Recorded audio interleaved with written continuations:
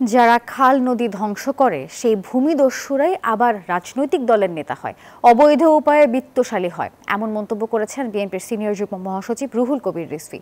বিএনপির জাতীয় নির্বাহী কমিটির সদস্য সাইফুল ইসলাম পটুর রুহের মাগফিরাত কামনায় আয়োজিত দোয়া মাহফিলে এমন মন্তব্য করেছেন তিনি।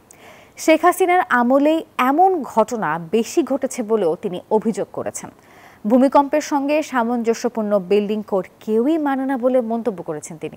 এক্সট্রিম মশার কয়েল প্ল্যান্ট ফাইবার দিয়ে তৈরি, তাই সহজে ভাঙে না, সুগন্ধিযুক্ত ও নিরবিচ্ছিন্নভাবে জ্বলে। ডেঙ্গু, চিকুনগুনিয়া বাহি সহ যে কোনো মশার বিরুদ্ধে দেয় এক্সট্রিম সুরক্ষা।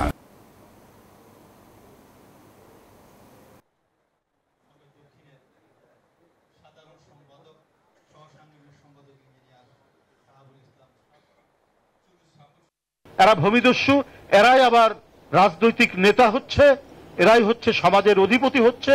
এদের প্রবল প্রতাপ প্রতিপত্তিতে এদের ইয়েতে গিয়ে ওই মাস্টার ডিগ্রি পাশ করা ছেলে গিয়ে চাকরির ধর্ণা দিচ্ছে।